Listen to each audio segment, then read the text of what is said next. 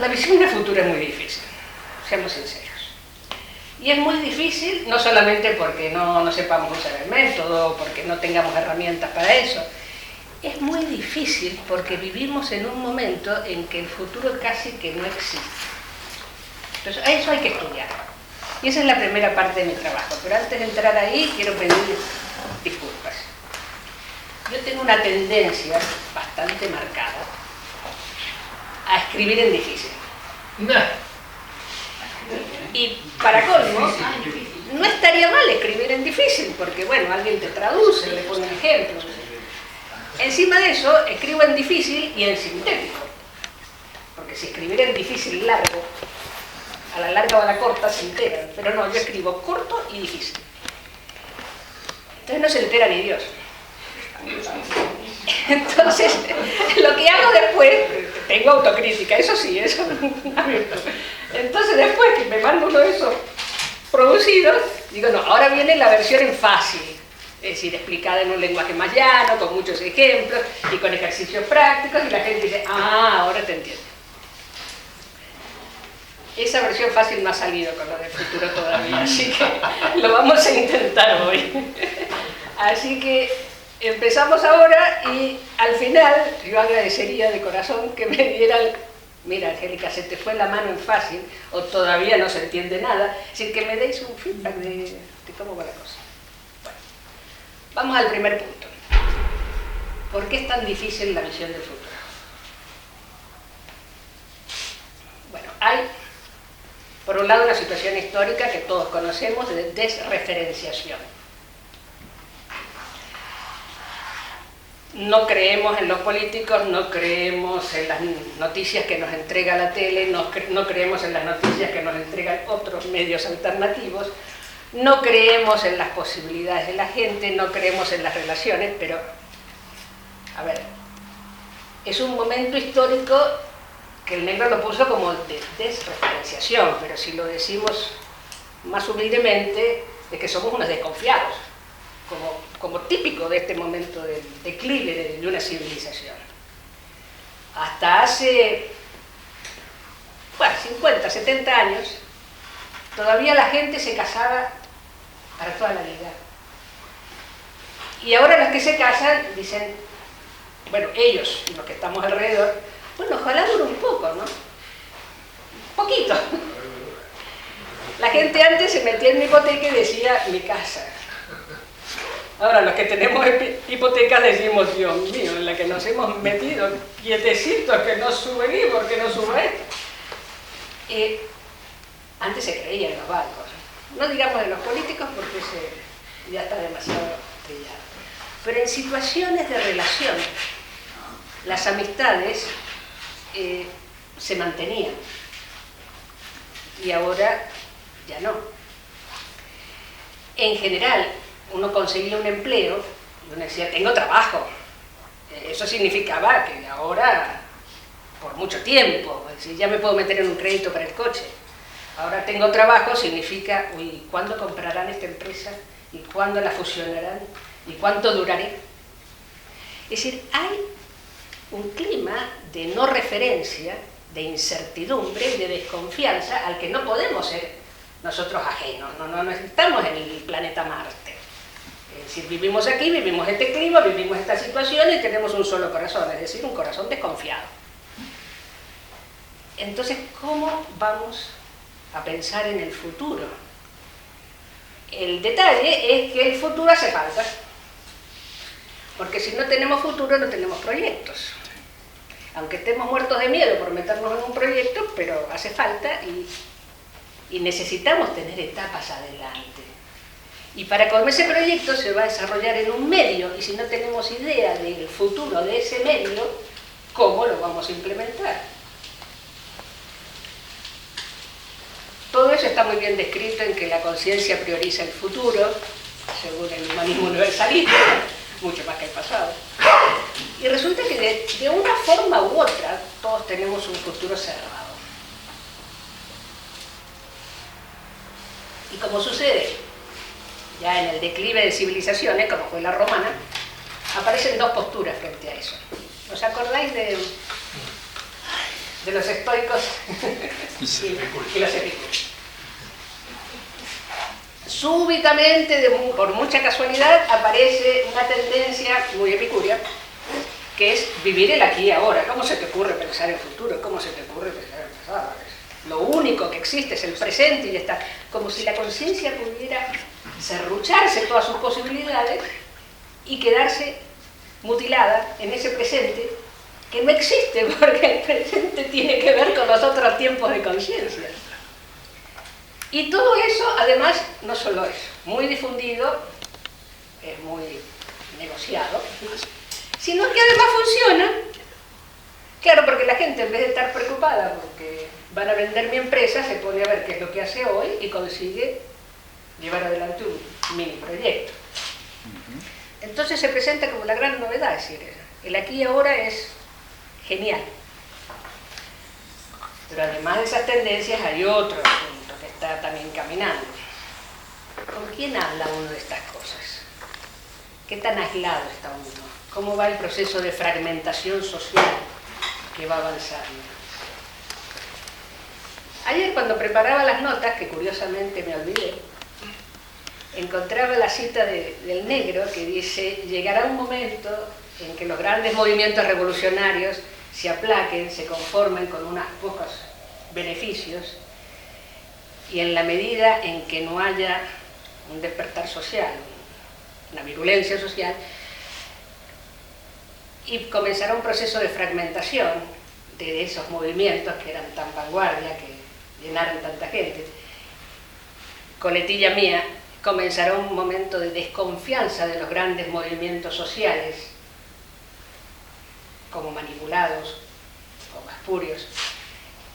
Y esa fragmentación no solamente se ocurrirá entre los grandes organismos, sino que también ocurrirá en las relaciones, en las familias y dentro de cada ser humano. Es decir, cuando uno se pregunta por su propio futuro y por las propias posibilidades, ¿con quién lo comparte, digo yo?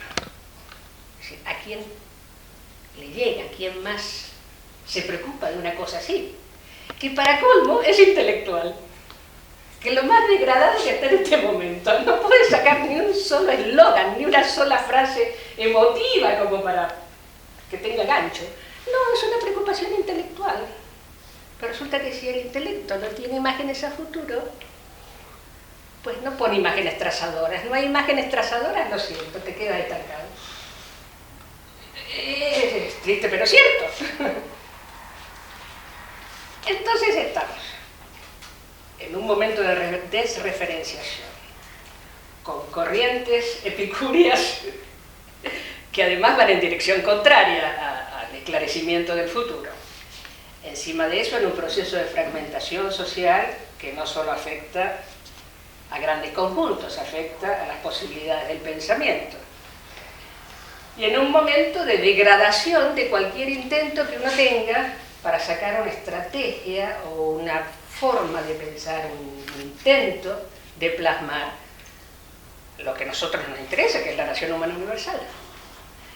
Pero cualquier estrategia que hagamos al respecto, además,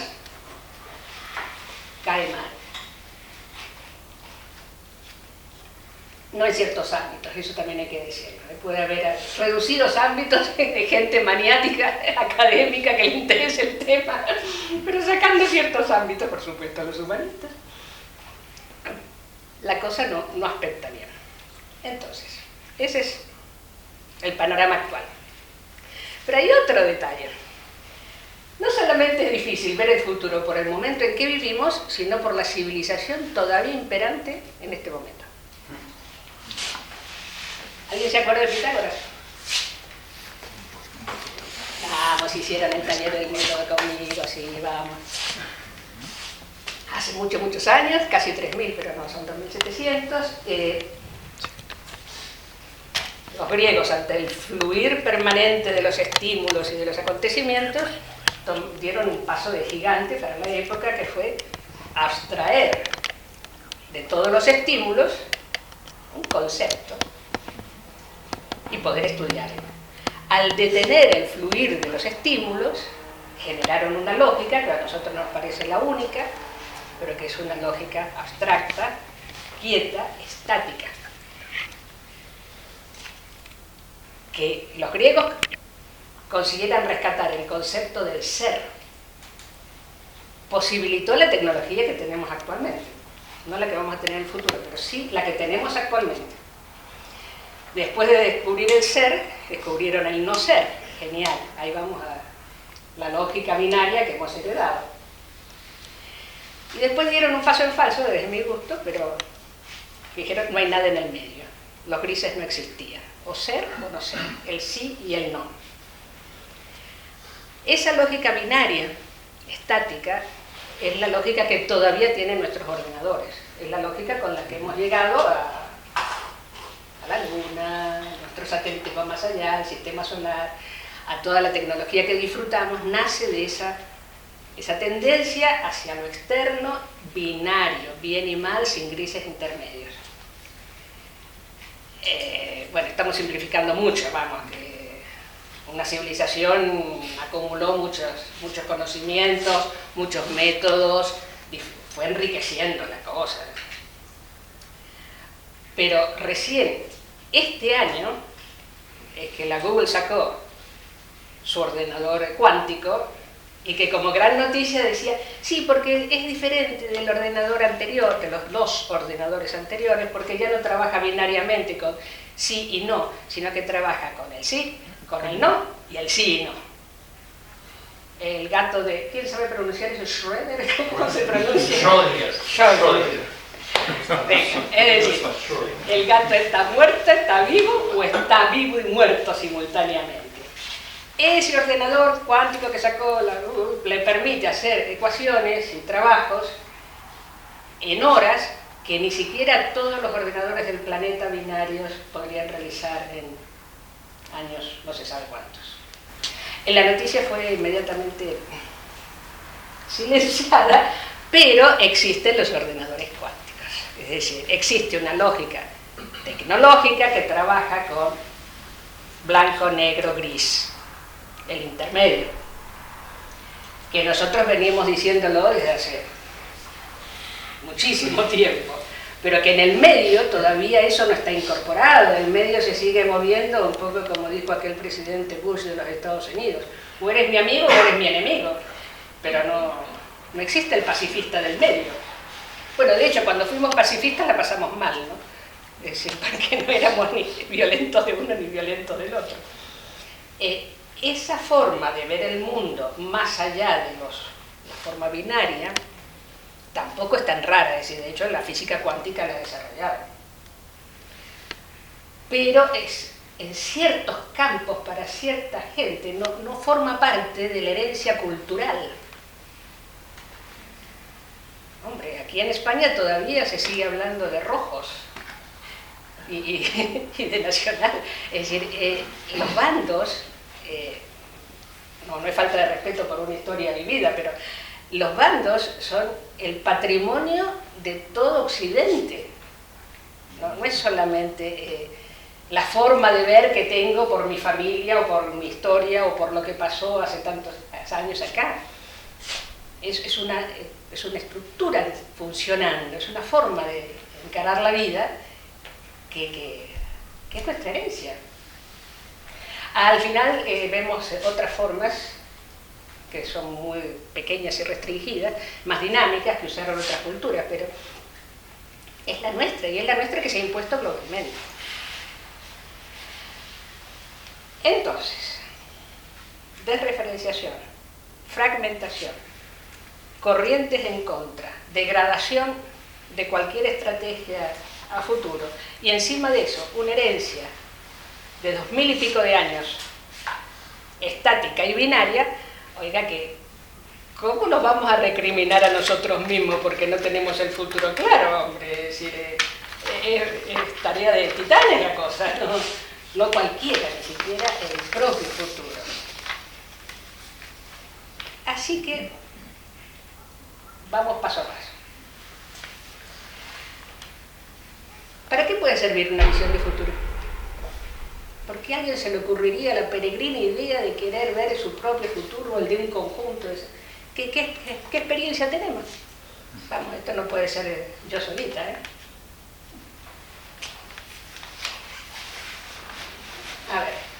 Averiguar los procesos. Averiguar los procesos, venga. La supervivencia misma, buscando permanecer.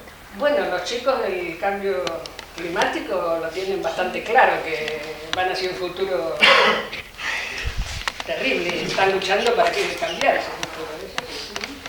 Supervivencia. Prever y prepararse. Sí. ¿Qué otra cosa? Planificar. Cambiar el rumbo. Planes. Por ejemplo, cambiar el rumbo. Cambiar el rumbo. ¿Algo más? Bueno, con lo que han dicho, está buena la cosa, digamos, es apetecible, digamos, sería recomendable, necesario, etc. Bueno, ahí vamos a la siguiente cosa. Es que esto se va poniendo cada vez más difícil. Según el negro, y tiene una charla preciosa, no se pierdan todas las coletillas que yo puse en el trabajo, la visión de futuro, la visión procesal, no es un dato, no es una imagen, no es una pauta conceptual, es una experiencia. Sí, ahora sí que se puso difícil de verdad. Entonces, ¿qué es lo que no es la visión procesal? La visión procesal no consiste en tener una cantidad de datos y sacar una conclusión. Ejemplo. Yo veo que mi nieto tiene una pataleta, otra, y consigue las cosas a los gritos, y yo digo, este tío va a dictador, pero en patineta. Eso no es visión procesal. Eso es sacar una tendencia de una cantidad de datos aislados y sacar una consecuencia, más nada. ¿Que forma parte de la visión procesal? Sí, pero es la parte más pequeñita. Entonces, ¿cómo es eso de que es insuficiente sacar tendencias? Eso lo hacemos cotidianamente, vamos. ¿Qué opinión tenemos de Trump? Vamos, ¿qué opinión tenemos de ese señor gordo de presidente de la Está volado. Está volado. Está volado. Pues anda, que el inglés está también, como la maraca del machín. ¿Y por qué sacamos esa conclusión? ¿Qué datos tenemos de que el tío puede estar maraca o egoísta? ¿Qué elementos formaron esa secuencia? Lo que dice y hace. Ya, sí. Porque el tío se preocupa nada más que por su gente, la que lo votó además, no se preocupa por más nadie en el mundo. El cambio climático es un invento. Y eso forma parte de... Sí, es un egoísta. ¿Y por qué está maraca? ¿Qué cosas ha hecho que lo dicho? Pues para sacar... se basa en la fuerza como forma de imponer, un modo de imponer. No aguanta 15 minutos una conversación. Y quien le critique se lo quita del medio, lo destituye. Entonces, sí hay datos. Es como un antiguo emperador romano. Se saca... Sí, Sí, en el calibre. Solo le interesa la economía, mejor. Miente. Pero una esa persona. sí, Tonto tonto no es, aunque estará loco, pero tonto no es. Unos egoístas. Es un tipo que está haciendo mucho dinero y hay todo un negocio detrás que le está apoyando y hay toda una ideología de gente que está apoyando a ese señor, entonces no está tan loco, yo creo. Y Creo por que todo eso lo va a veo ganar en la elección en noviembre del año que viene. Bueno, eso ya es mucho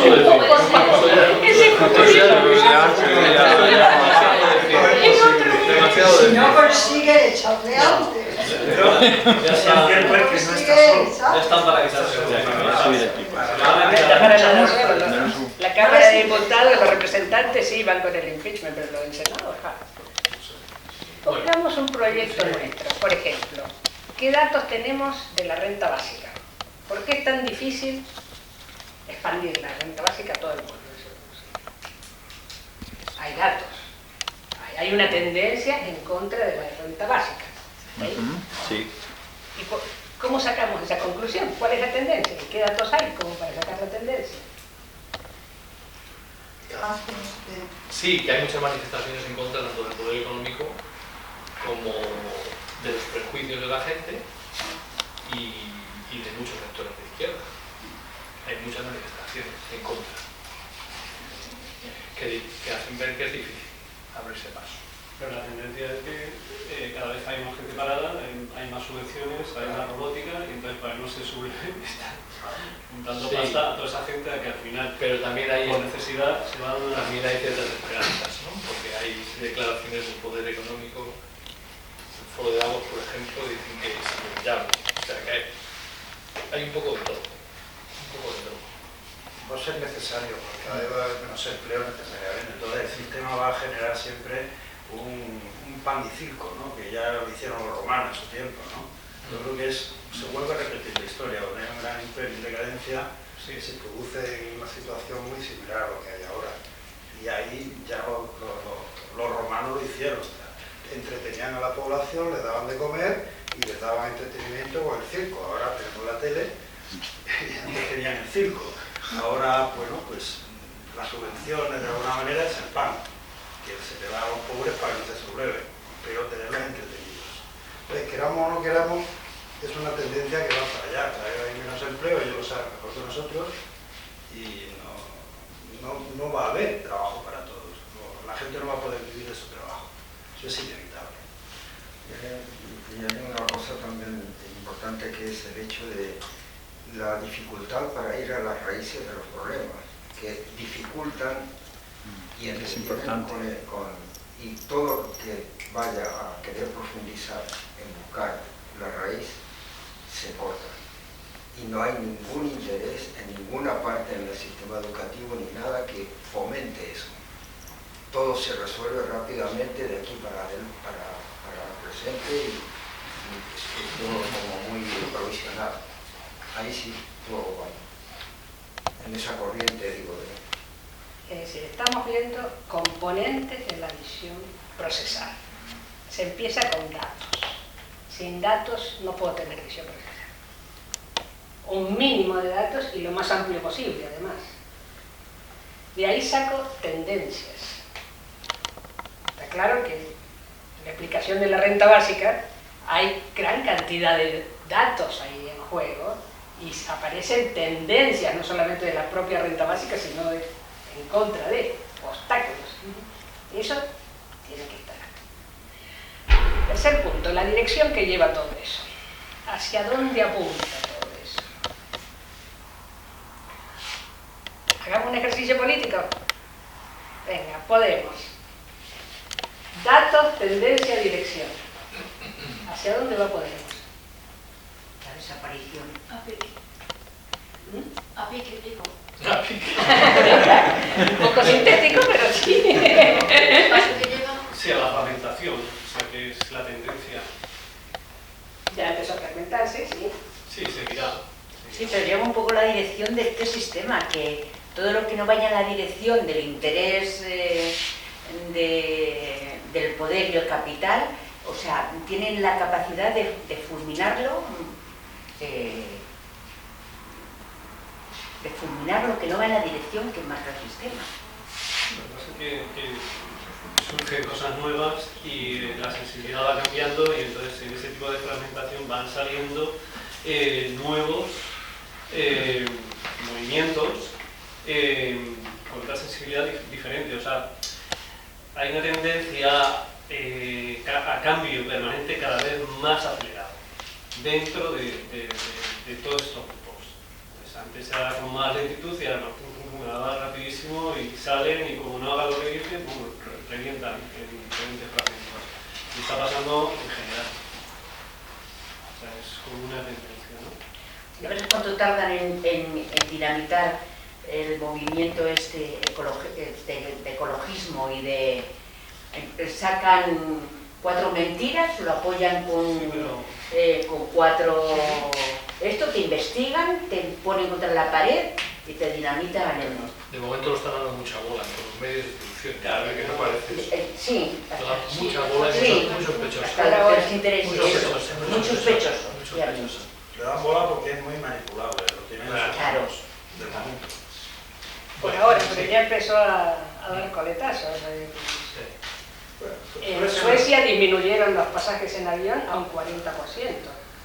Porque esta niña dijo cómo es posible que toméis semejante vehículo, estáis contaminando todo. Se fueron al tren.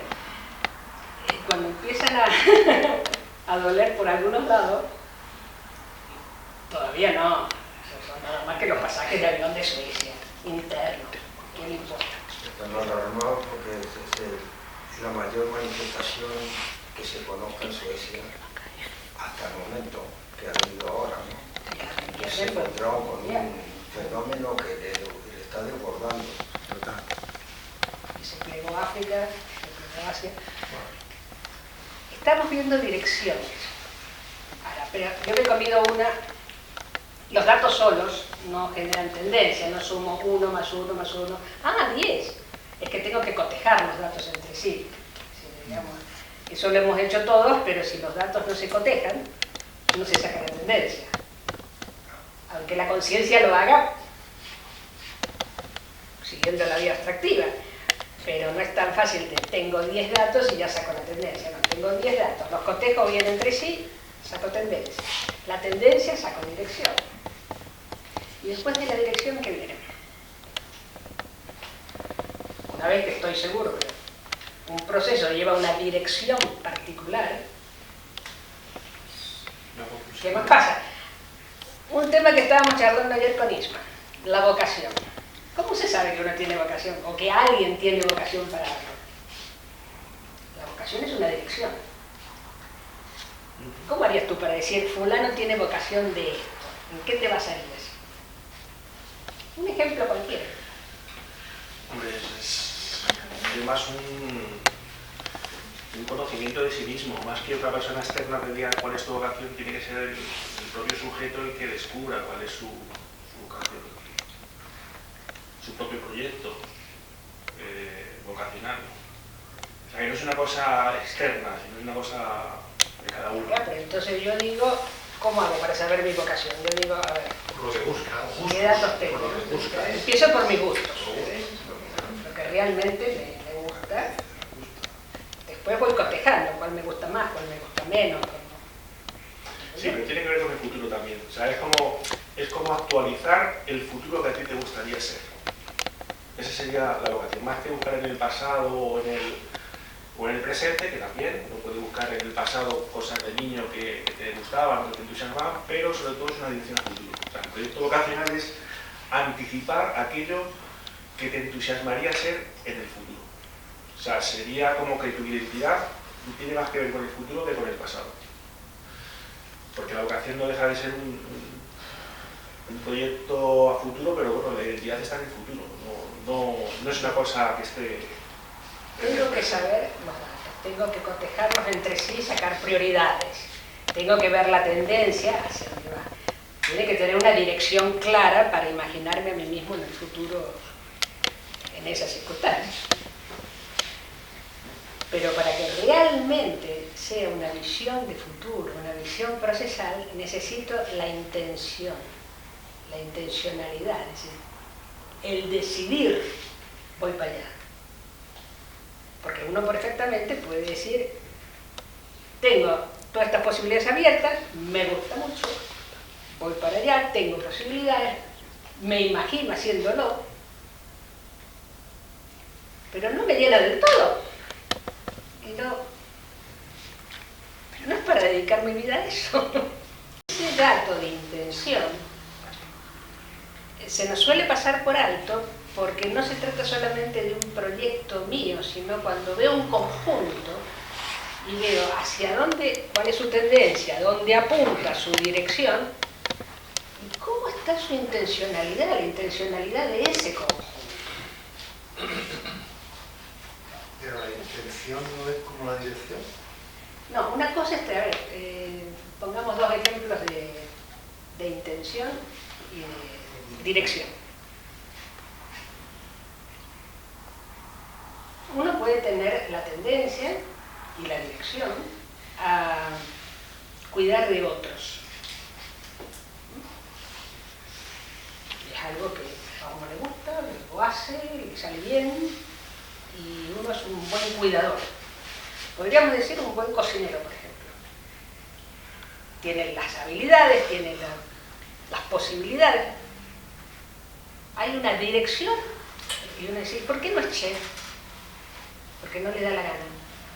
No es suficiente para él. Hay una intención que está en juego en aceptar esa dirección o no. O dejarla como hobby, o dejarla en stand-by, como dirían los americanos. ¿Cómo se dice? Aplacarla o aparcarla. Todos tenemos habilidades, situaciones y hasta proyectos que tenemos aparcados en algún momento de la vida hasta que sea oportuno, pero no los sacamos a relucir porque no parece interesante en eso. ¿Se entiende esa diferencia entre dirección e intención?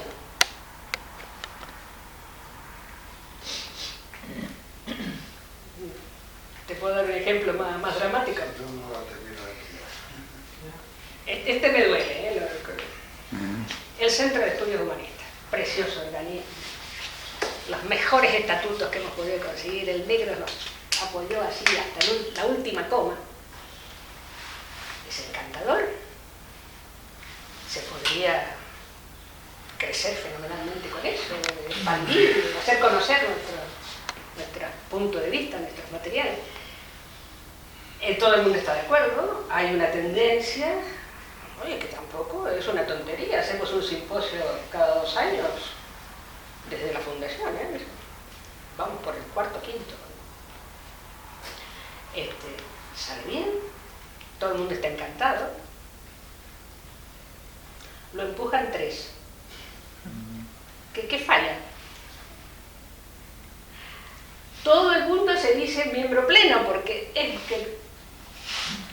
que tengo el corazón ahí, por favor, no me lo quiten, que es un encanto de organismo, pero no hacemos nada al respecto. Entonces, ¿qué pasa?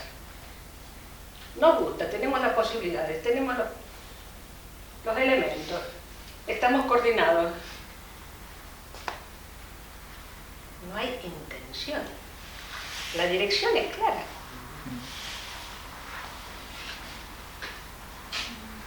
Sí, como un factor más individual, más personal, algo...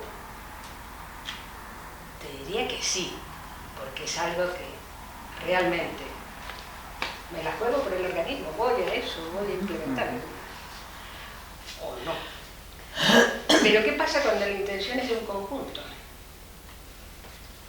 Porque si le pasa a Perencejo, a fulanito, uno dice, claro, se entiende. Es que están ocupados con lo que hacen el mensaje que no le queda plus. Si vas a un conjunto, ¿no habrá una intención de conjunto ahí en juego? Es doblemente motivador, me parece, ¿no? El conjunto hace que sea mucho más motivador, motorice más. Sin duda. Porque da como sensación de apertura, de posibilidades, ¿no? Bueno, en la reunión que hicimos hace poquito en Porto, además tenemos un problema serio, y es que nuestro marketing es el peor de todo el movimiento. Es decir, no nos conocen ni las hormigas, pero bueno, en fin, eso añadido. Pero bueno, pareciera que ahí tiene que haber un elemento intencional como para que realmente prenda ese futuro, prenda esa posibilidad, o se tuerza. Porque caramba, que uno ve gente que si matonea de niño y adolescente, que es casi un criminal, y va por esa tendencia y tiene una dirección clarita de violencia y a fastidiar a todo su entorno, ¿y por qué no acabó en la cárcel o en la mafia? No sé. No, alguien puede decir, no, intencionalmente hubo un desvío. Esos desvíos existen y los hemos vivido nosotros. Entonces, intencionalmente, aunque haya toda una mecánica arrastrando en un proceso, a último momento, ¡clac!, desvío del proyecto. Eso que era tan mal considerado hace unos años, se desvió del proyecto, qué espanto. Resulta que es maravilloso cuando el proceso va a la bancarrota, va hacia criminalidad, hacia lo que fuera, hacia la violencia. Es decir, ¿quién no ha hecho un desvío de proyecto en una mecánica ya, en algún ámbito donde torció la dirección, rectificó? Entonces, ese elemento intencional es fundamental para que un proyecto se dé. Ahora vamos a cómo es la experiencia de la visión procesal. Entonces, digamos que uno se enfrenta a otro ser humano o a un conjunto humano que pueda registrar y percibe y están actuando en copresencia todos los datos que tiene de ese ser humano o de ese conjunto. Entonces uno experimenta, sabe, intelectualmente la tendencia que lleva eso, empieza a visualizar su dirección, registra las posibilidades de intención de ese ser humano en una dirección u otra. Seguirá mecánicamente eso, hará un desvío, no lo hará. Y en ese momento uno ve el futuro del otro. Bastante abierto, por cierto, nunca aparece en una fotito. ¿Qué tal si hacemos una mini experiencia de eso? Cierren los ojos. Piensen en alguien que importa. En la medida que se elijan cualquier ser humano que importe. Y del que tengan datos, porque si no, esto es imposible. Recuerden todos los datos que tienen de ese ser humano. Seguramente hay de muchos tipos. Entonces, seleccionen aquella tendencia que les preocupa o quieren estudiar. Esos datos, al cotejarse, van mostrando una tendencia. Esa tendencia puede que no esté muy clara, pero si ya empieza a configurarse una tendencia, o varias, ¿hacia dónde apunta la tendencia? ¿Qué dirección lleva? ¿Cómo es que eso va a constituir su futuro? Y ahora el elemento clave, ¿qué posibilidades hay que esa persona continúe en esa dirección, logre seguir o rectifique? Y se abrirán otros futuros para esa persona.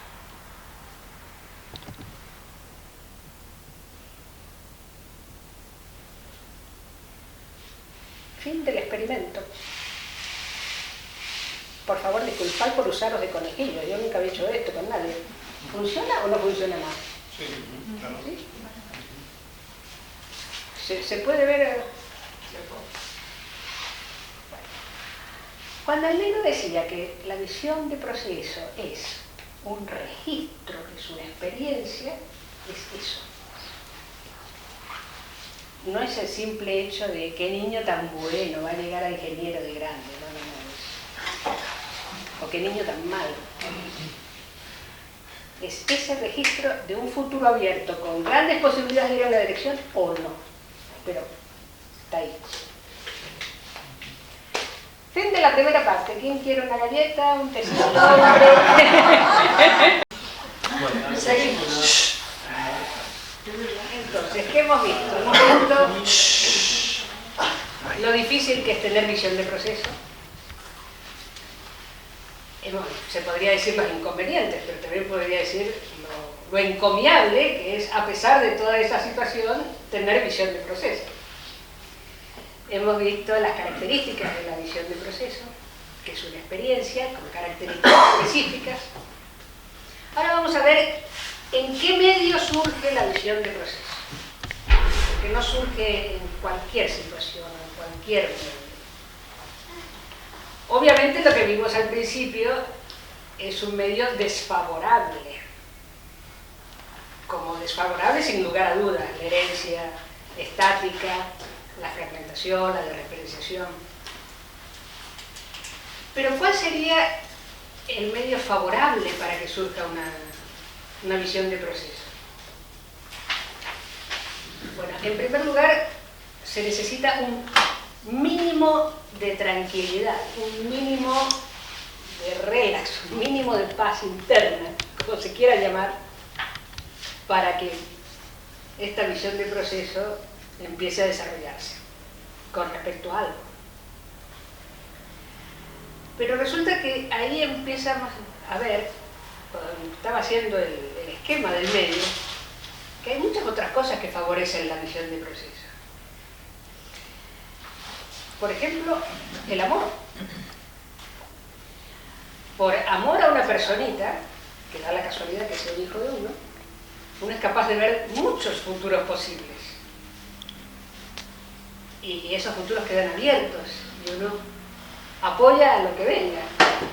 Pero el amor es una actitud muy abierta, muy de dar, que favorece la visión de proceso.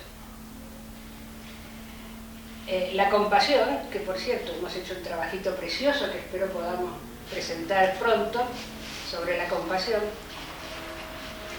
tiene características también de que ayuda muchísimo, porque en el momento en que uno se plantea la intención de ese proyecto, de ese ser humano, si no hay un mínimo de compasión por la situación que le rodea, interna, las compulsiones que tiene, externa, las presiones que aguanta, si no hay un mínimo de compasión, volvemos a la mirada mecánica, volvemos a...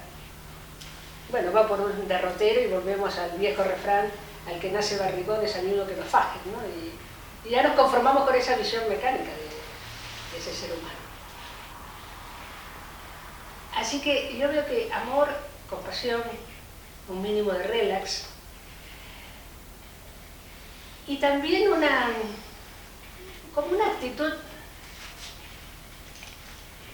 hasta de buen humor. Les cuento algo que hago en mis numerosos viajes en autobús. Yo me la paso yendo de aquí para allá en autobús por mis clases. Y en los autobuses sucede que se sube mucha gente mayor. Yo me pongo a mirar las arrugas de esa gente mayor, que son producto de toda una existencia.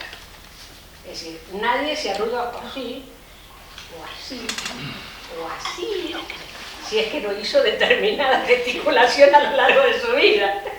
Yo me pongo a ver a esa persona de 80 o 90, ¿cómo fue de niña? ¿Cómo era de joven? ¿Qué le pasaba por dentro? ¿Qué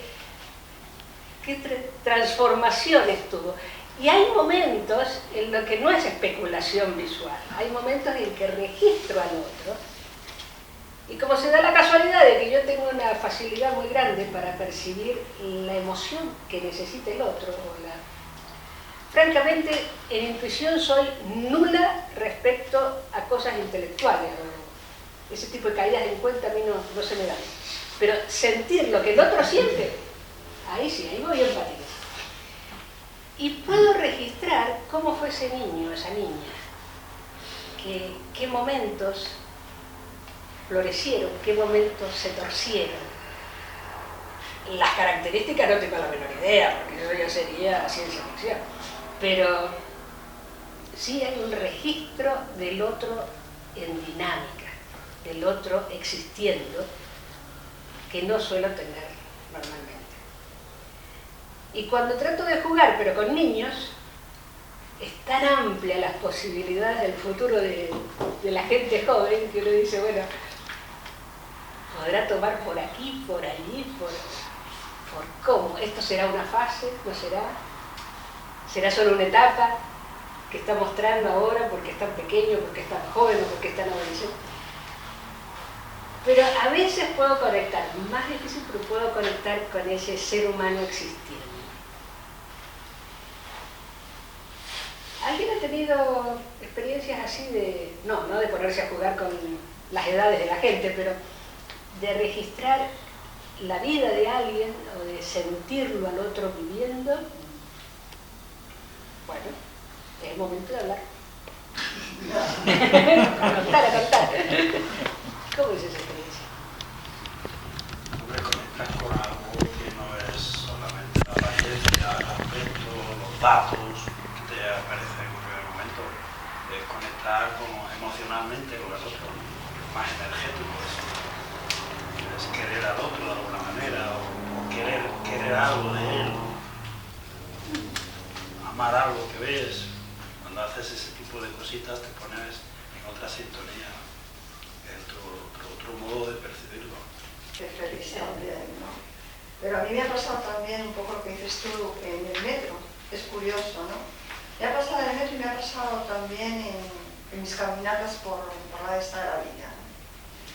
De ver de forma muy diferente, depende de mi estado interno, evidentemente, de ver a la gente como fuera de mí totalmente o como algo muy entrañable dentro de mí, ¿no?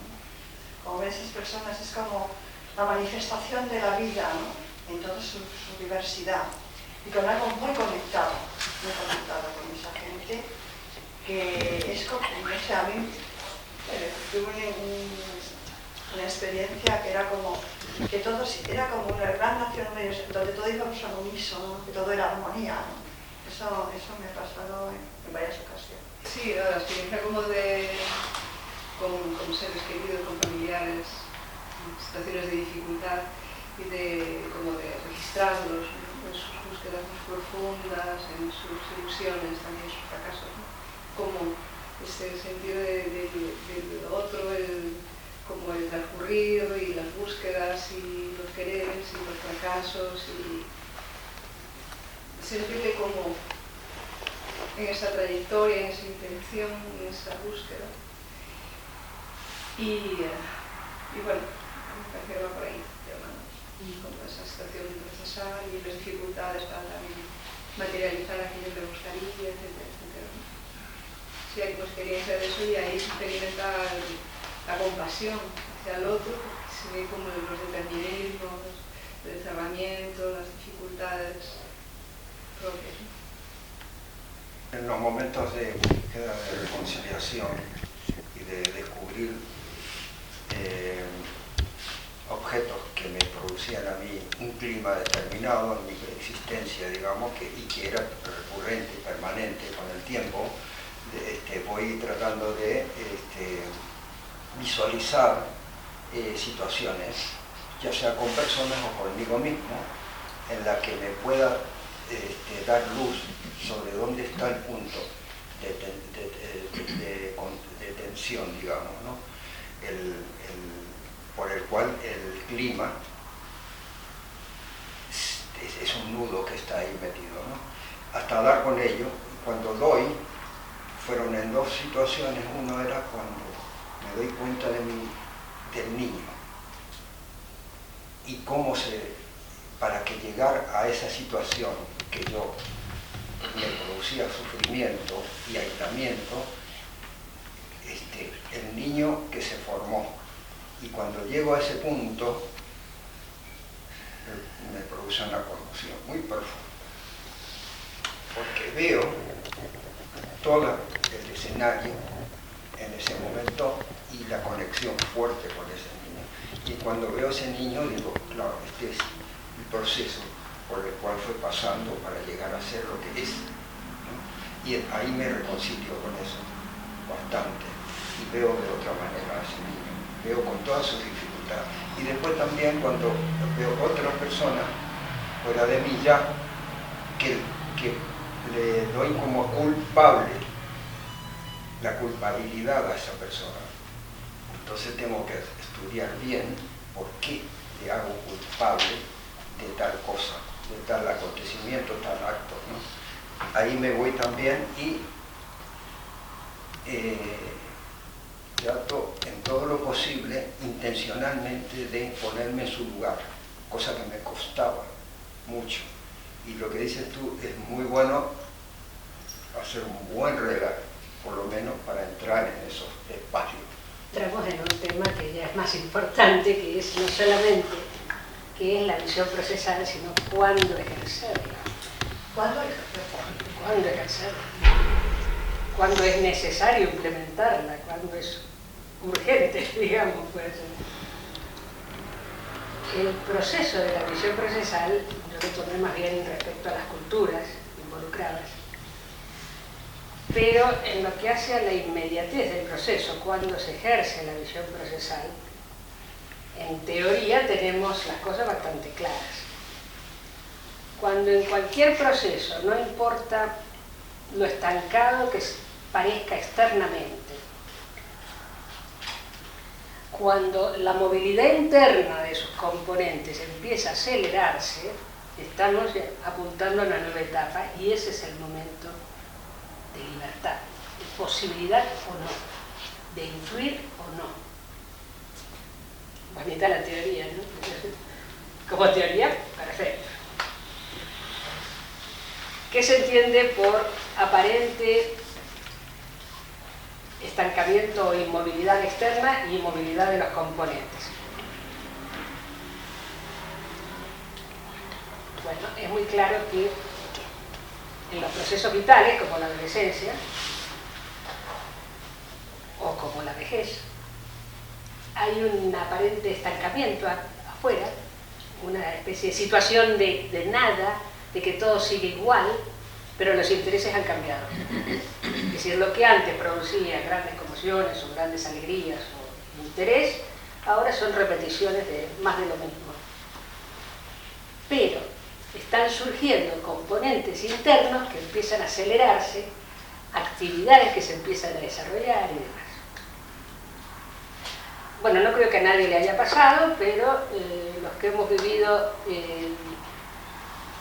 la declinación y frustración de una pareja y un posterior divorcio, es mi experiencia particular, no creo que le pase a mucha gente.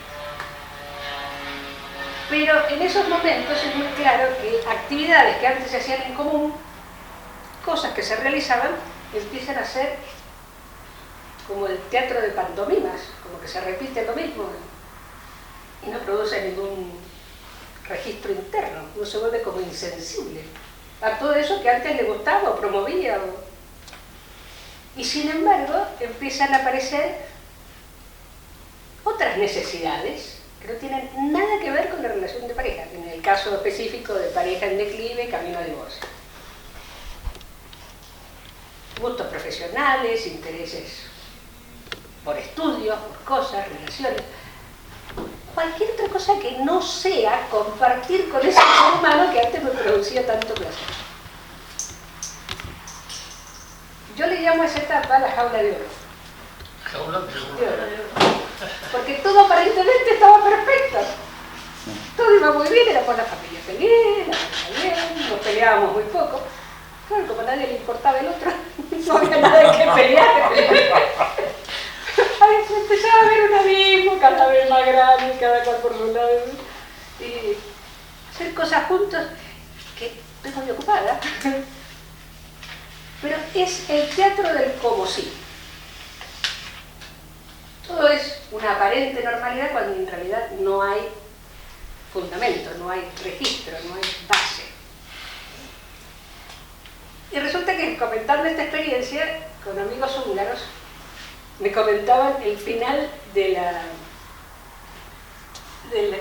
gobierno soviético sobre Hungría y lo describían exactamente así. Todo el mundo estudiaba ruso. No un año, dos. Estudiaban 6 años de primaria, 5 de secundaria, todo lo ruso todos los años y aprobaban todos los exámenes. Nadie podía hablarlo. Era un como si. Todo el mundo aparentaba estudiar ruso, pero en realidad lo odiaban. Era el idioma del opresor, era el idioma del invasor. Todo el mundo tenía un empleo en el gobierno. Todos eran funcionarios, claro, lo único que... Pero nadie vivía de eso. Era un como si, era un gran teatro. Porque en realidad los sueldos eran una miseria. Y todo el mundo era funcionario para poder hacer todo el mercado negro, mercadeando todo lo que se conseguía aquí y allá y las descuentos. Era el ámbito de los consumidores de mi producto, mi trabajo, no era mi sustento. Todo el mundo tenía una pareja y estaba casado con papelitos y demás. Nadie vivía con ella, o con él. Es decir, era necesario papel porque entonces tenías derecho a tener determinados subsidios y ayudas y posibilidades para los hijos. Y ya está. Entonces era como una gran mentira de toda una vida, ni el trabajo, ni las relaciones, ni los estudios, ni nada. Era real. Era como entrar en un sitio donde se juega una pantomima y todos la jugamos, pero a nadie le importa. En realidad los intereses iban por otro lado. Ese registro de aparente estancamiento al final de un proceso es bastante fácil de advertir, es decir, lo vivenciamos, lo sentimos, lo percibimos. No estoy hablando solamente de las propias situaciones, sino cuando vemos a otros. Pero no es tan fácil ver la aceleración de los componentes internos. Eso suele estar más escondidito. Cuando empiezan a surgir intereses. Bueno, en el caso húngaro sí, surgía el comercio, otro tipo de vocaciones, grupos de amigos que se juntaban para una cosa o por otra, pero movidos por intereses reales, no. Pero a veces hay procesos en los que es difícil ver la aceleración de sus componentes internos. ¿Alguien ha tenido una experiencia de ver ese momento de que surge lo nuevo, cuando todavía está la caparazón de lo viejo, inmutable, como si aquí no pasa nada, pero ya empiezan a surgir las nuevas cosas? ¿Alguien tiene un ejemplito? El final de mi etapa vital, de vida, digamos, ¿no? La muerte se acerca. Y eso vengo registrando muy lentamente y se va acrecentando con el tiempo. Porque digo, de aquí a cómo van tus cosas, dónde están tus cuestiones más importantes. Me hago esa pregunta, ¿no? Entonces digo, y cada vez estoy notando que tengo que sintetizar más cosas en todos los aspectos. Y mis energías también tienen que estar más, como podría decir, mejor enfocadas para aprovecharlo mejor, ¿no? Porque ya escasea la energía y también hay que dosificar, digamos, ¿no? Como que tengo que comer menos para poder, cosas así, hasta para digerir, dormir, te cuento. O sea, hay una serie de cúmulo de cosas que se van acelerando, porque la etapa final está llegando. Y ya digo, pero ahora me doy cuenta de esto. Eso tendría que haberme planteado hace mucho tiempo.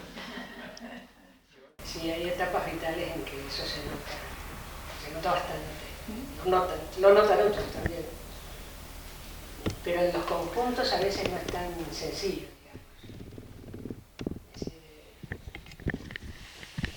Parece que vamos a volver a votar otra vez y todo el aparato democrático sigue, y todo eso, pero ¿a quién le importa? Aunque sea muy urgente votar, porque por la que se nos viene, pero sentimos como que es falso. Hay un registro de no vida ahí. Sí, es como cuando uno entra a un banco. ¿Cómo han cambiado los bancos, por cierto? Es una cosa... Los horizontales. Que mira, pues, ¿no? ¿Qué me viene a fastidiar? ¿Para qué? Sí, es como... La caparazón está, pero... Resulta que en esos momentos es cuando puede haber un remanso de libertad. ¿Os acordáis de todos los comentarios que hizo el negro respecto en qué momento realmente intencionamos o decidimos? Son esos remansos del proceso en los que todavía no ha empezado la siguiente etapa. Ahí ya vamos con todas las compulsiones otra vez a repetir o a cambiar las cosas, digamos. Pero realmente, hablo por mí, los remansos que yo he aprovechado han sido bien escasos, es decir, ojalá hubiera aprovechado otros momentos de libertad que vamos a decir por aquí, por ahí. Pero hubo algunos en los que sí pude aprovechar y estoy muy agradecida a ese pasado, me permitió cosas. Pero es en esos momentos en que ahí aparece la intención humana que seguimos la mecánica o cambiamos o reforzamos. Vamos a por ello. No hay mucho que decir del proceso de la visión procesada. Sencillamente porque se necesita gente que, por favor, si alguno tiene una intuición por ese lado, que trabaje el tema de la oportunidad. los momentos del proceso, las características de los procesos, los remansos para donde se puede influenciar un proceso. No es el tema de lo que yo hice, nada más que la visión y la experiencia del proceso. Pero sí, por favor, si alguien tuviera el más mínimo interés en trabajar con la oportunidad, que lo diga. Eso es una cualidad de un buen político, ¿no? Ser Sí. oportuno. O hay veces en que son oportunidades más pequeñas. Viendo una serie de televisión, salía el caso de Churchill en el momento de la catástrofe de contaminación en Londres, que la gente moría pero en cantidades, ya era insoportable, la niebla era tan densa y tan contaminante, tan tóxica, que no solamente morían por problemas pulmonares, ¿no?, sino que además era tan densa que la gente se atropellaba unos a otros, no veía por dónde caminaban. Y el muy falto de oportunidad de Churchill consideraba que eso era lo más natural del mundo, que siempre había habido niebla y un poco más, pues ya se acabará. Totalmente insensible a que era una situación producida por el hombre a punta de contaminación, hasta que le toca con un miembro de su equipo que muere y tiene que ir a un hospital. Y ahí se da cuenta de que la cosa tiene unas proporciones enormes, de que la gente realmente se estaba muriendo por lo tóxico, y ahí se le prende el bombillito. Soy el único político que está en un hospital en este momento, me llevo los laureles, y convoca a la prensa y aparece como el gran héroe contra la contaminación, y consiguieron eliminar la famosa niebla londinense, recuperar los pescaditos del río. Pero ese sentido de oportunidades, esto es un desastre y soy el único político que está acá, todo para mí. Eso es oportunismo puro y duro. Pero nosotros podríamos trabajarlo intencionalmente, el asunto de la oportunidad. Estamos viviendo un momento que es realmente muy único. Pero se da, ¿no?, como el principio, ¿no?, que es de, por un lado tiene que haber acumulación y por otro lado esperar la oportunidad cuando ese tipo de fuerzas se debilite. O sea, un ejemplillo es lo del tema de Franco. O sea, en la dictadura cualquiera se pone a mover la lápida, vamos, te fusilan.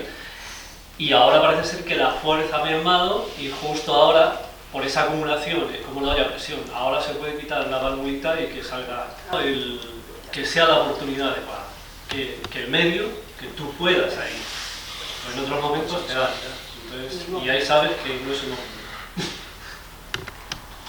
Bueno, volviendo al tema de qué tan antigua es esta visión de proceso, pude rescatar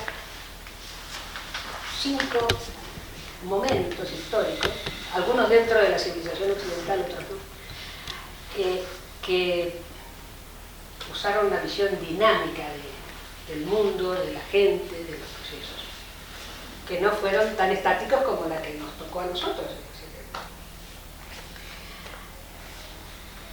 El menú sería para elegir, digamos. Algunos son más extensos que otros. Por suerte, aquí hay un experto en una de las culturas, así que te va a tocar, Ángel. Pero digamos, los 5 momentos son la cultura Nyaya, o se puede pronunciar Nayaya, según dice la fonética, hindú.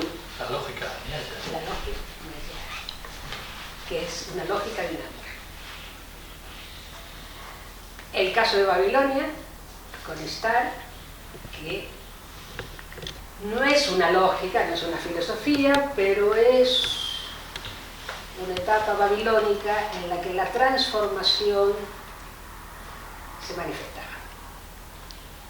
Dionisios, también como elemento transformador, dentro de una cultura estática, pero Dionisios es el único culto o dios que se va transformando y demás. Los chinos. Y el taoísmo, que también derivado después, posterior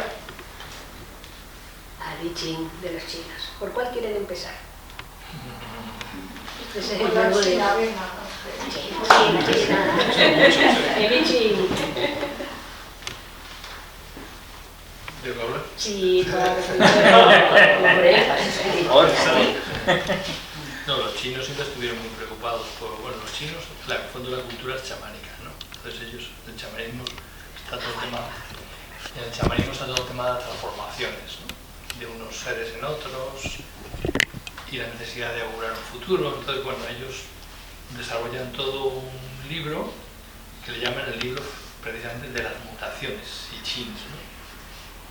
Eso es lo que significa I Ching, ¿no? Clásico de las mutaciones, de los cambios, ¿no? Entonces ellos siempre están preocupados por el tema de los cambios en el universo, ¿no? Que unas cosas se transforman en otras y cómo ese conocimiento de las transformaciones permite augurar el futuro.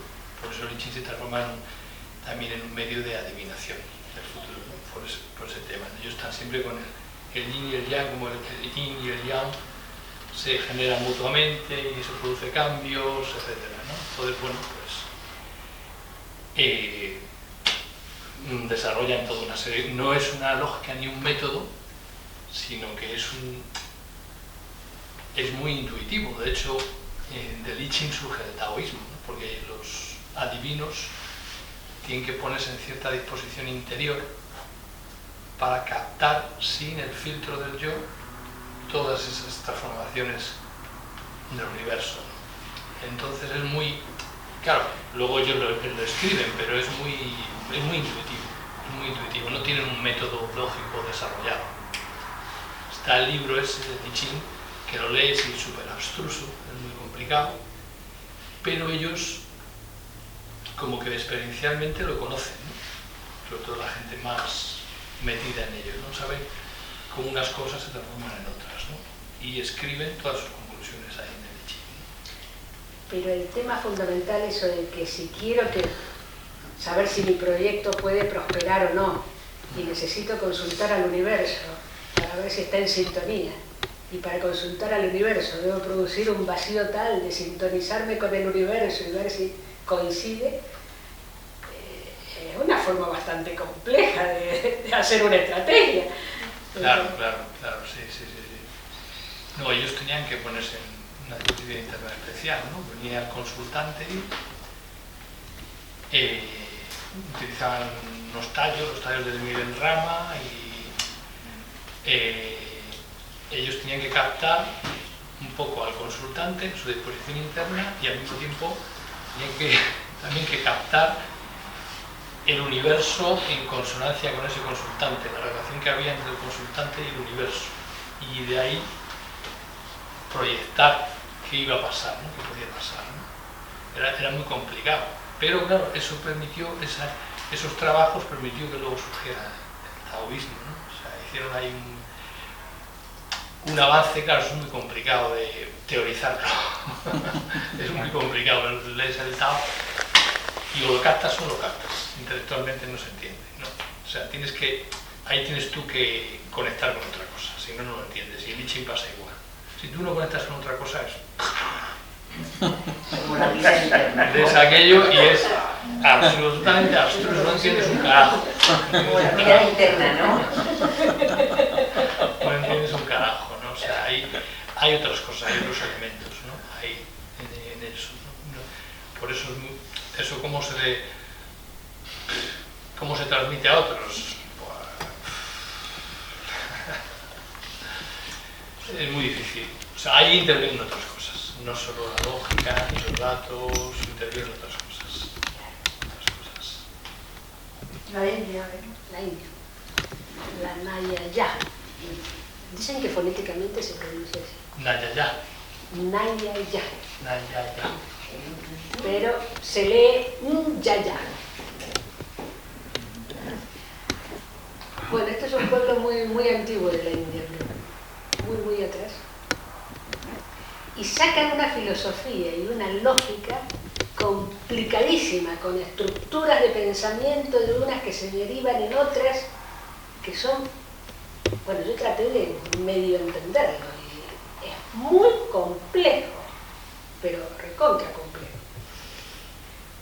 la gran diferencia es que es una lógica, pero donde se busca el origen de las cosas, pero no la causa, que estamos acostumbrados al pensamiento causal aristotélico de quién lo hizo, por qué lo hizo. Así como los silogismos que conocemos son estáticos, todos los hombres son mortales, tácata. Sócrates, mortal. Sócrates, hombre, por lo tanto Sócrates mortal. Ellos no trabajan de esa manera, no trabajan en horizontal, digamos. Trabajan en orígenes y en consecuencias. Entonces, un silogismo de la Nyaya es: en la colina hay humo. Si hay humo es porque hay fuego. Si hay fuego, porque arde el bosque. Entonces, escapemos del fuego. La conclusión que sacan puede ser escapar o calmemos el fuego. Pero van buscando orígenes y consecuencias. En cambio, nuestra lógica saca conceptos nuevos. Muy lógico, claro. Pero no genera orígenes ni genera consecuencias. Ahora, resulta que esa forma de pensar la fueron estructurando y eso se llama el silogismo, por decir, con un nombre específico, pero después hay otros similares con ligera variación y van estructurando toda una lógica con una complejidad total.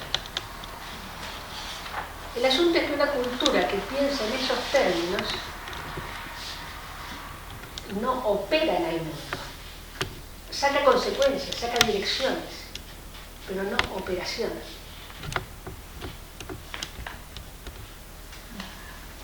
¿Qué quieres decir? Ahí es donde viene Occidente a echarle una mano, ¿no? En la acción. Sí. Nuestros Por eso silogismos decía- nos ayudan a operar. La de acción. El Occidente es básicamente eso. Nosotros operamos sobre la materia. Entonces yo digo, todas las mesas tienen 4 patas. Necesito una mesa de comedor.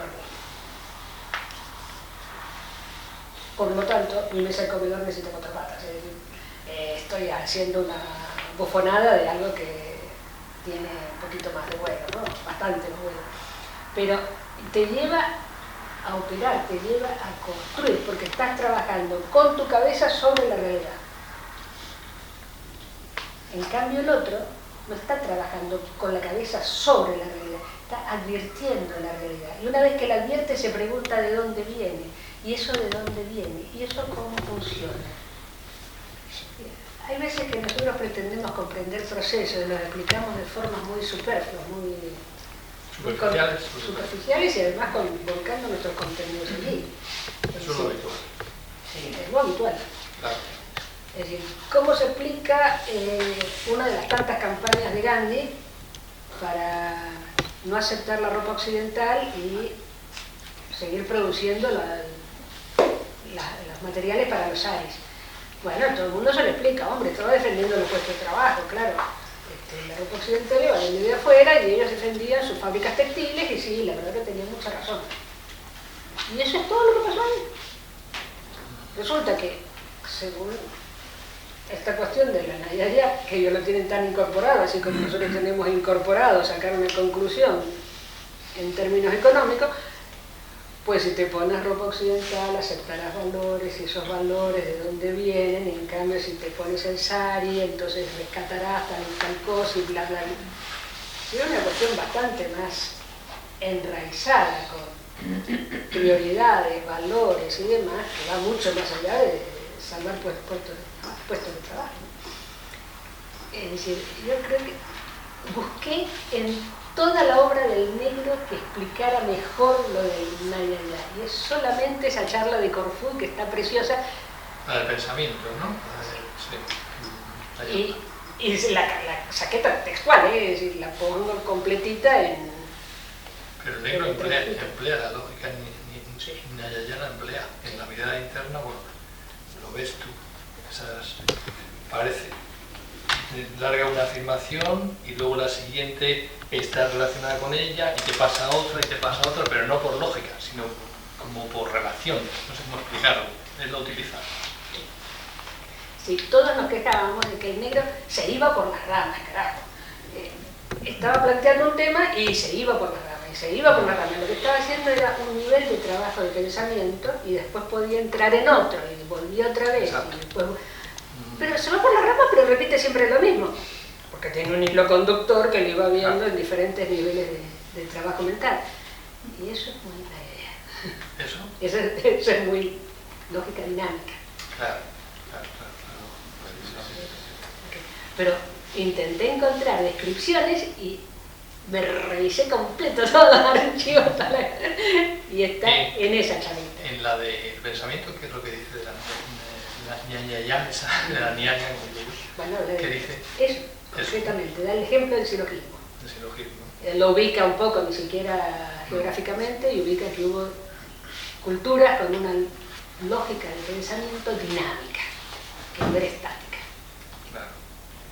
Pues nos queda Dionisios. ¿Alguien se acuerda de Dionisios? Eso lo pasaba muy bien. La vacante.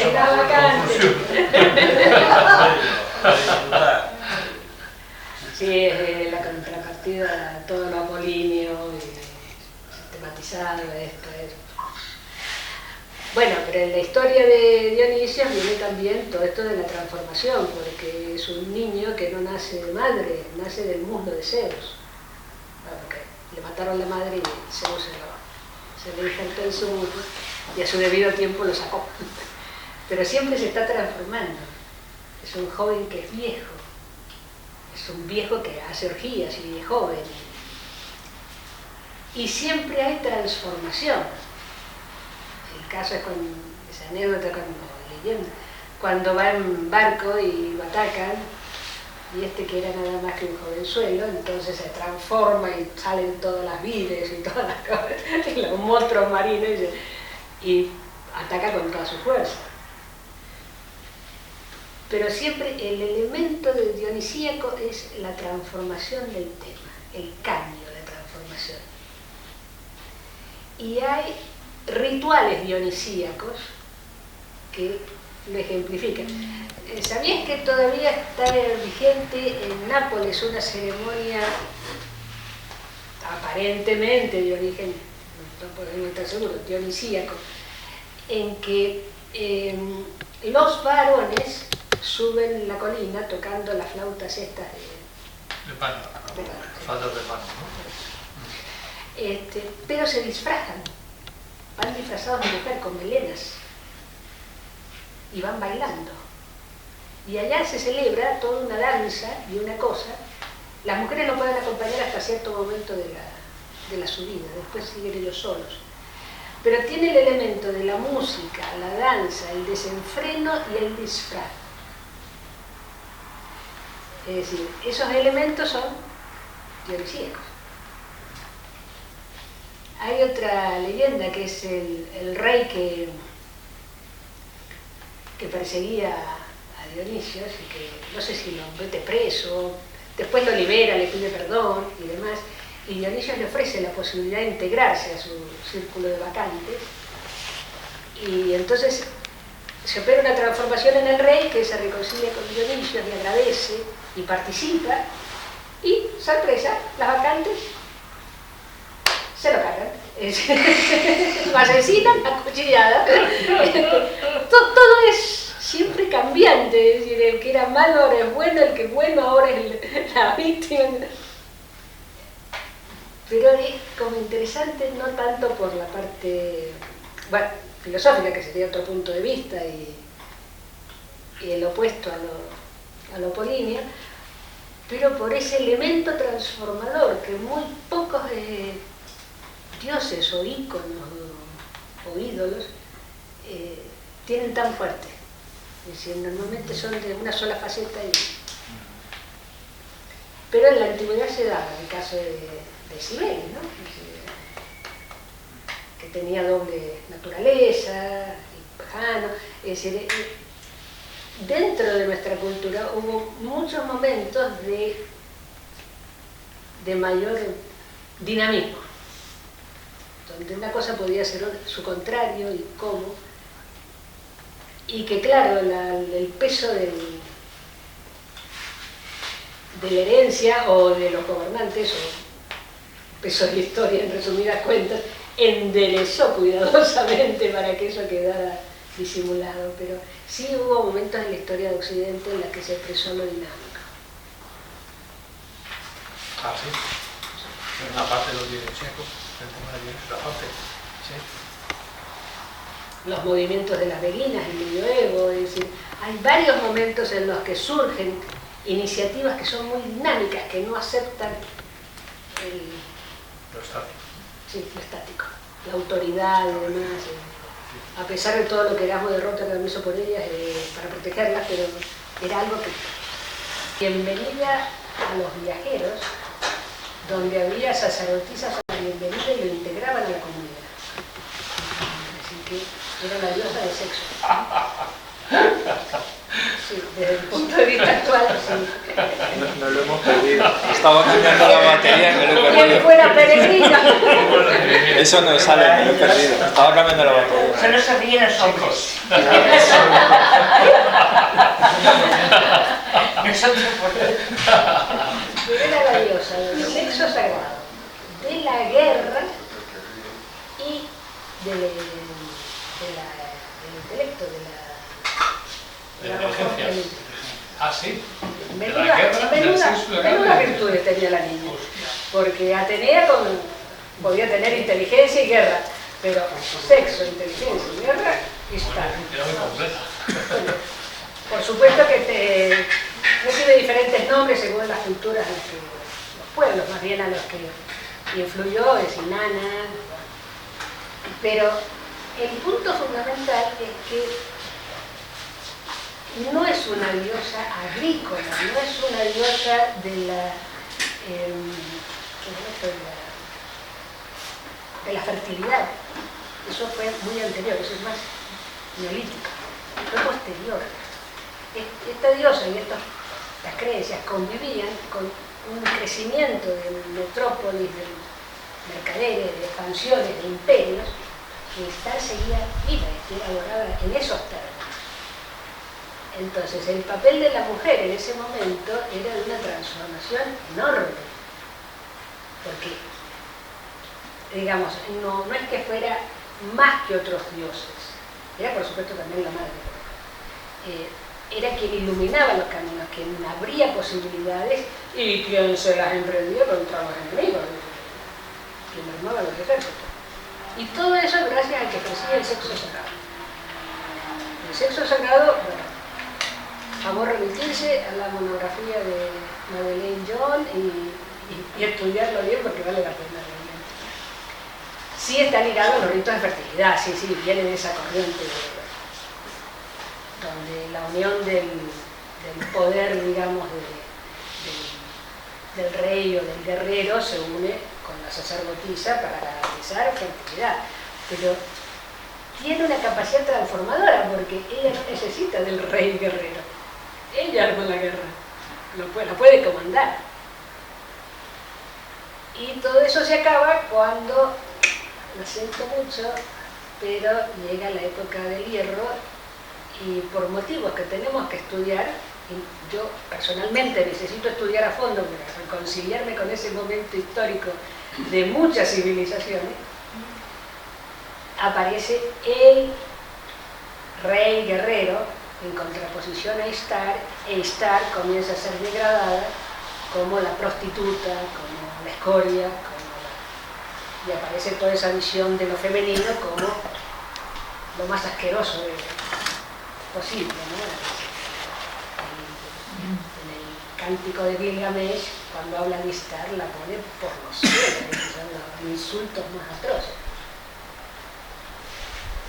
Así que fue un momento de la historia en que esa imagen de lo femenino, sagrado, inteligente, guerrero, cubrió una parte de la historia babilónica y luego se ocultó en las cocinas. Yo creo que después de Gilgamesh el que más nos ha insultado es Verdi. ¿Quién? Verdi. ¿Verdi? Sí. ¿El de ópera? Ah, sí. ¿Ah, sí? La donna mobile, vamos, el insulto más asqueroso que nos han hecho en los últimos 500 años.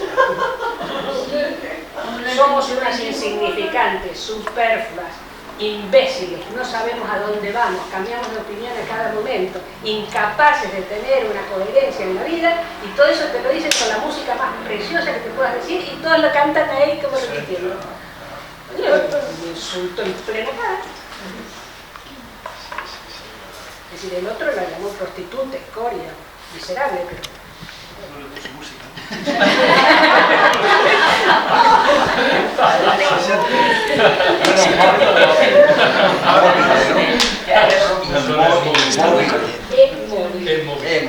Móvil, como las hojitas abiertas haciendo también. Como el otro, me gusta cuando callas. La segunda también se la traía, ¿eh? Por eso digo. Que yo no sabía que hablaba de la mujer, claro, porque la música es muy bonita, pero yo el texto, pues la letra no capto nada. Menos mal, ¿no? Menos mal, porque si no, vamos a hacer... Por lo bonito que es. Y la ponen, hoy día la ponen en un comercial de cómo atraer románticamente a una mujer, insultándola. El comercial de las pizzas. La forma de atracción que tiene el sujeto es cantarle la donna móvil. Bueno, para terminar esta peculiar charla, ¿qué futuro puede tener la visión procesal? El comprender los procesos, cómo se encadenan los procesos, cómo surgen, y cómo experimentarlo, cómo vivirlo. Yo creo que, hablando egoístamente, en primer lugar es lo que uno puede ver de su propio proceso desde varias perspectivas. Una, para ver los posibles remansos que tengan en adelante. Otra, para valorar esas etapas en las que uno creyó estar estancado y creyó que habían sido como ajenas a la correntada de vida que uno quería tener, y sin embargo fueron las etapas que permitieron el surgimiento de cosas nuevas, permitieron acomodar cosas dentro de uno para poder después lanzarse a algo. Yo creo que la propia reconciliación con el propio proceso es como el mérito que tiene o tuvo para mí escribir este trabajito, pero ponerse a ver el propio proceso y reconciliarse con él es un tema bonito, que vale la pena. Pero sí creo que si insistimos en este tema de la visión de procesos, y la oportunidad, y las posibilidades que tenemos, podrán empezar a surgir proyectos como más aterrizados, más oportunos, que caigan en el momento justo. Y podemos tener mayor comprensión de que lo que estamos viviendo, es decir, yo recuerdo mucho una frase de Dani Horowitz que me hacía reír, pero que es muy cierta. Dice, dentro de 1000 años la gente va a decir, pero estos tíos se las ingeniaron para sacar tanta cosa y encima de eso trabajaban. ¿Para quién se le ocurre? Qué gran mérito tiene haber hecho todo esto en un momento de la civilización que los cascotes iban cayendo cada pedazo. Pero sí, es como ese registro de verse desde el futuro y decir,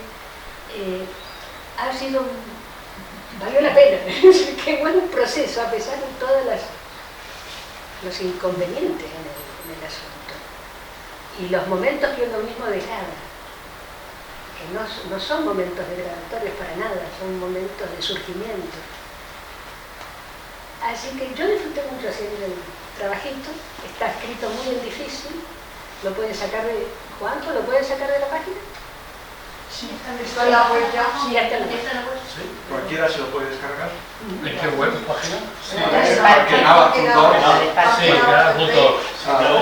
Sí, lo puedes descargar de ahí. Bueno, los futuros están abiertos. ¿Qué se hace con esto? Pues no tengo la menor idea de las intenciones ajenas. Bueno, sirve para ver el proceso. Un ladrillito. Y allá vamos. Pero es importante, ¿no? Captar un poco esa dirección del proceso.